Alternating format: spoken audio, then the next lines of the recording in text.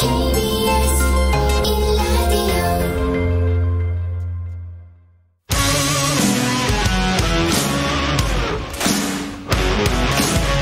뉴스타파 기자 김경래 최강 시사. 김경래 최강 시사 2부 시작하겠습니다. 어제 교육부가 대입제도 개편안을 내놨습니다. 대통령이 대입 공정성 문제에 대해서 발언을 한 지 석 달 만입니다. 주요 내용은 정시 비율을 늘리겠다. 지금 30%라고 돼 있었는데 40% 이상. 서울 주요 대학. 이 단어가 적절한지 모르겠습니다. 서울의 16개 대학에 40% 이상으로 확대하겠다. 그리고 학생부의 비교과 영역을 축소를 해 나가겠다. 단계적으로. 여러 가지 논란이 있습니다. 일단은 너무 자주 바뀌는 거 아니냐. 지금 작년에 공론화 통해 가지고 결정한 게 1년 한 3개월? 이 정도밖에 안 됐는데 또 바꾼다는 게 이게 교육 현장에 혼란을 일으킬 수밖에 없지 않느냐, 이런 논란부터 시작해서요. 정시와 수시, 학종과 정시, 이 부분에 대해서 각각의 입장에 따라서 이번 개편안에 대한 평가들이 갈리고 있습니다. 좀 자세히 좀 알아보죠. 교육부의 박백권, 이게 발음이 좀 어렵네요. 박백범 차관님 연결돼 있습니다. 안녕하세요. 네, 안녕하세요. 박백범입니다. 예. 좀 큰 틀에서 몇 가지 좀 여쭤보고 내용으로 들어가야 될 것 같아요. 오늘 네. 아침에 신문이나 이렇게 보셨죠, 다? 예, 스크랩 중심으로 네. 일독하고 나왔습니다. 여기 보니까 이 신문들이 그 기사 제목들을 다 이렇게 뽑았어요. 예를 들어 한국일보 같은 경우에는 조국 사태발 대입 개편, 한겨레도 1년 만에 또 바꾼 대입 정책, 중앙일보는 조국 딸이 바꾼 대입, 조선일보도 조국 때문에 또 바뀐 대입 정책. 이 비판이 전체 큰 틀에서 보면 가장 많은 것 같아요. 이 조국 전 장관 때문에 대입제도가 이렇게 한꺼번에 바뀌는 게 말이 되느냐. 여기에 대해서는 좀 말씀을 좀 듣고 시작을 해볼게요. 예, 우리 언론에서 항상 대학 입시 정책에 대해서는 이제 크게 취급을 해주시는 경향이 있는데요. 그렇죠. 냉정하게 보시면 네. 작년에 발표했던 것은 공론화 과정을 거쳐서 전체 대학이나 전체 입시 제도에 대한 개선 방안을 발표를 했던 거고요. 네. 그런 과정 속에서 여러 가지 그동안 지적됐던 학생부 종합전형의 불공정성 내지는 불투명성, 소위 깜깜이 전형이다. 네. 부모 찬스를 쓴다는 그런 지적에 대한 개선 방안, 그리고 한쪽으로 지나치게 학종이나 논술로 쏠린 대학에 대한 일부 대학에 대한 개선 방안이 이번에 발표된 거거든요. 그래서 작년에 발표된 그 정책의 연장선상에 있다, 이렇게 봐주시면 될 것 같고요. 네. 너무 이제 민감하게 지나치게 반응한다기보다는 기존의 정책의 바탕을 두고 거기서 바꿔야 될 것들을 바꿔나간다, 이렇게 봐주시면 되겠습니다. 한마디로 얘기하면은 이제 내년 입시에서 지금 정시를 30% 이상으로 좀 맞췄잖아요, 이 대학들이. 예. 네, 그렇습니다. 그러면 당장 이제 2023년부터 정시 비율을 40%로 맞춰라. 그 전에도 이제 좀 늘려나가도록 좀 교육부에서 조정을 할 거 아니겠습니까? 그러니까 그게 너무 빨리 바뀐 거 아니에요? 좀 해보고 이게 맞는 건지 안 맞는 건지, 문제가 있는 건지 없는 건지 좀 파악을 해보고 나서 그 다음에 늘리든지 줄이든지 이걸 결정하는 게 합리적인 거 아니냐라는 생각이죠. 이게 비판한 쪽에서 보면은. 어떻게 보세요? 예, 30%에 맞춰달라고 했던 것은 이제 전체 대학에 대한 요구사항이었고요. 그러니까 우리 4년제 대학만 해도 한 200개 정도 되지 않습니까? 그럼에도 불구하고 이번에 다시 요구하게 된 16개 대학은 너무 다른 일반 대학들에 비해서 논술이나 학생부 종합전형 쪽으로 쏠림 현상이 지나친 대학들이었습니다. 아하. 그러니까 핀셋으로 그런 대학만 뽑아내가지고 그런 대학은 다른 대학에 비해서 지나치게 쏠림 현상이 심하니까 그 대학만큼은 좀 40%로 수능을 좀 맞춰주시고 그러면서 논술 같은 거를 좀 줄여주십시오. 그렇게 요구를 하게 된 것이죠.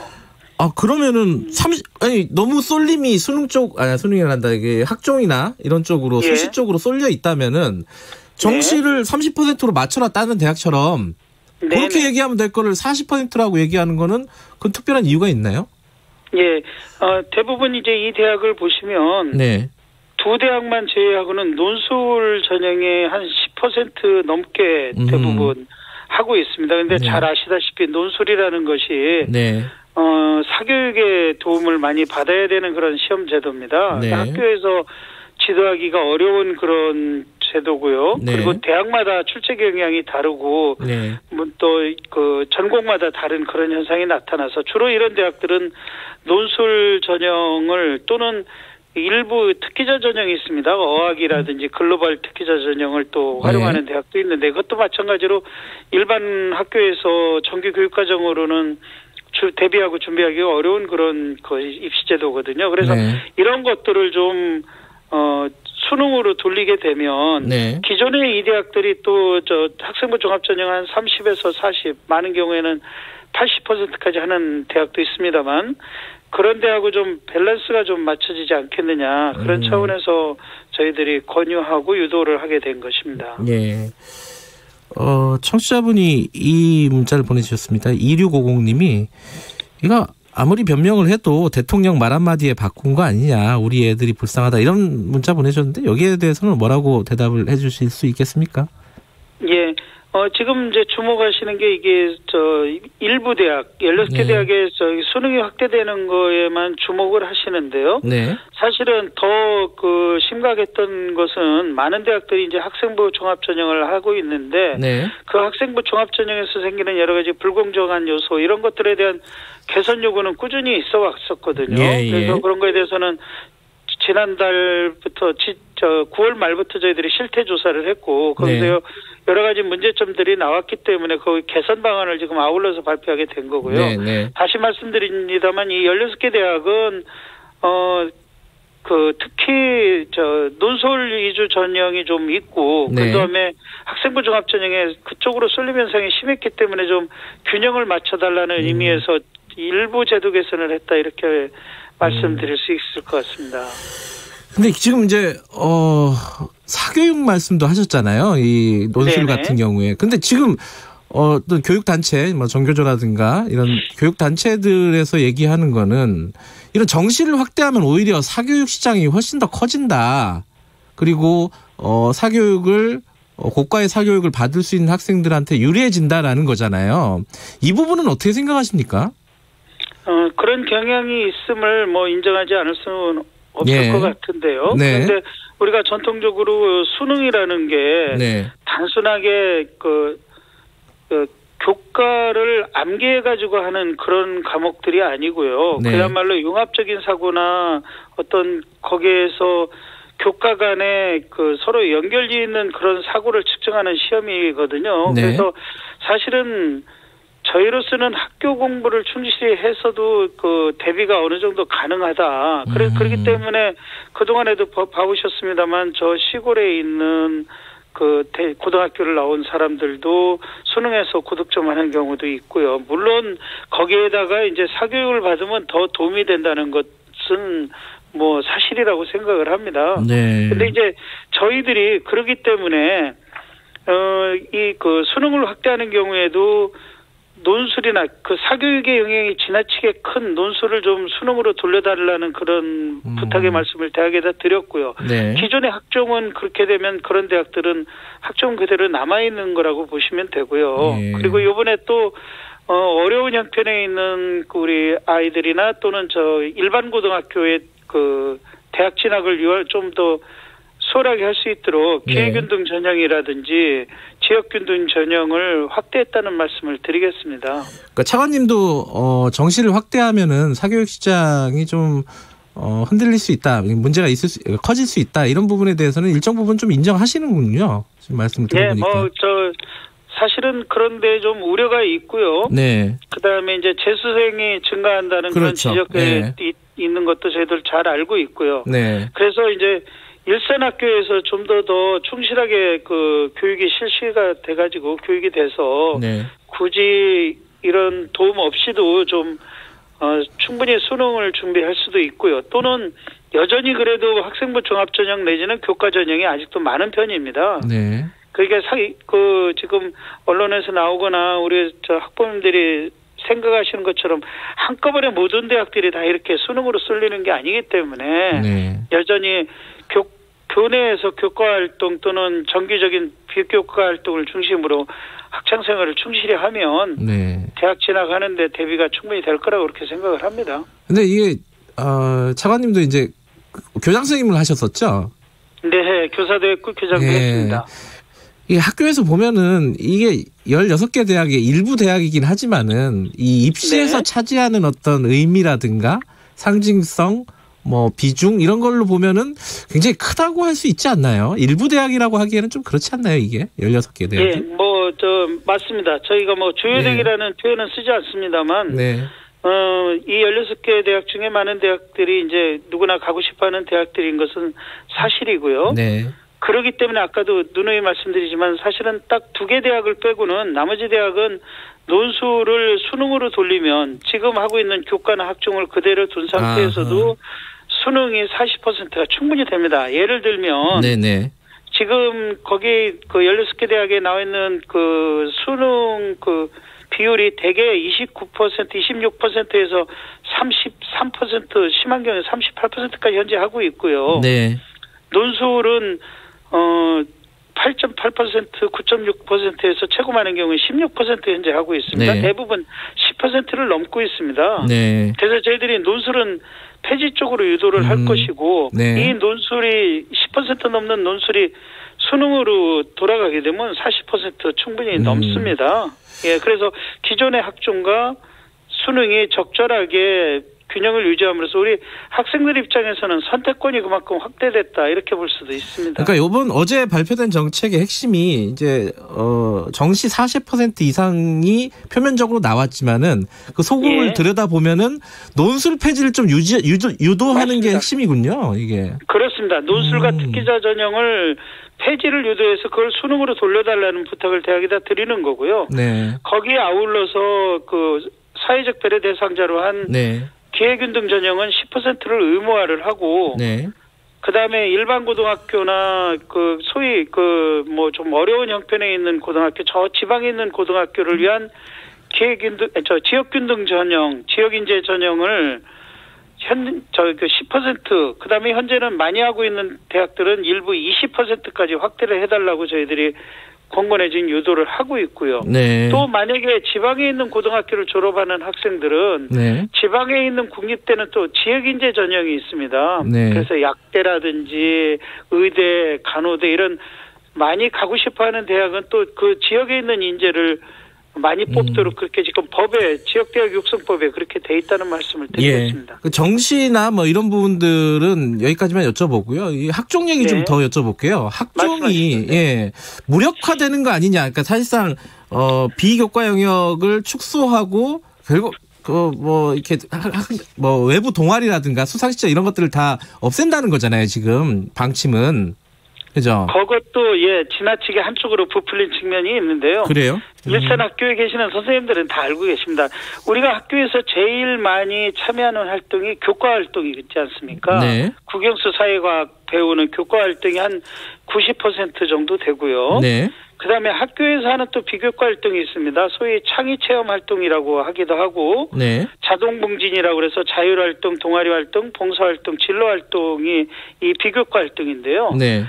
학교 정규 교육과정에서 운영되는 이 모든 교과 비교과 활동은 그대로 남아 있는 겁니다.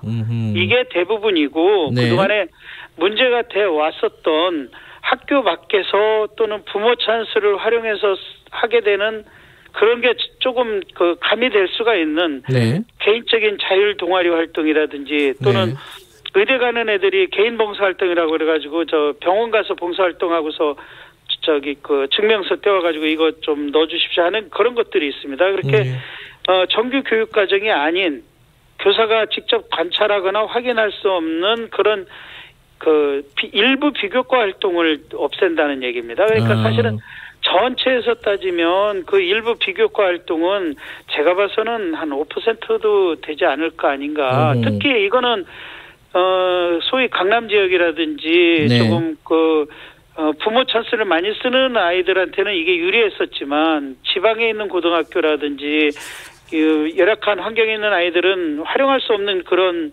활동들을 전부 네. 제거하고 정규적인 비교과 활동은 여전히 남아 있는 겁니다. 근데 이게 이제 애초에 학종을 도입을 한 게요. 학교에서 다양한 활동 학생들이 맞습니다. 입시 공부 국영수만 하지 말고 다른 것도 좀 많이 해라 이런 취지잖아요. 쉽게 말하면은. 네. 근데 이제 이게 사실상 종합 전형이 아니라 학생부 교과 전형 같은 형태로 돼버리면은 그런 취지 자체가 과거로 돌아가는 거 아니냐. 이런 비판 이거에 대해서는 어떻게 말씀하시겠습니까? 저는 오히려 역으로 생각을 하는데요. 네. 금방 말씀드린 것처럼 학교 밖에서 비정규 교육과정으로 이루어졌던 그 비교과 활동이 이제 없어지게 되면 네.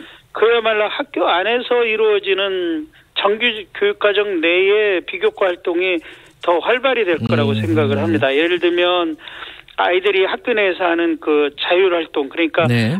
학급 임원이라든지 또는 학교 내에서 체육대회에서 어떤 역할을 했다든지 네. 학생회에서 어떤 역할을 했다든지 하는 거라든지 또는 학교 정규 동아리에서 이루어지는 그런 활동들 네. 그거에 더 주력하지 않겠습니까? 그래서 물론 제일 중요한 거는 소위 내신과 교과 활동입니다. 네. 내신 성적과 그다음에 교과 세부 특기사항이라고 그래가지고 아까 제가 90% 정도 된다고 그랬는데요. 네. 3학년 1학기까지 공부를 하게 되면 한 40개 과목 정도의 교과를 배우게 됩니다. 네. 그래서 그 교과마다 500자 정도씩 써줄 수 있게 되고요. 그렇게 네. 되면 약 2만 자 정도에 되는 교과 세트. 이게 사실은 대학 입시에서는 여전히 중요하게 되죠. 그렇기 때문에 보다 더 정규 교육과정에 의한 교내 활동들이 좀 더 활발하게 될 것이다. 네. 저는 그렇게 보여집니다. 그러니까 그게 또 그 학종을 찬성하는 쪽 그리고 이제 네네. 정시를 많이 확대해야 된다는 쪽에서 보면은 이 세특 아까 세부 능력 및 특기사항이 세특이라 그러잖아요. 그런 네네. 것들을 선생님이 써주는 거 그런 것들은 여전히 남아 있는데 이런 것들이 사실 복불복이다 이런 비판들이 좀 있잖아요. 있지 않았습니까? 그죠?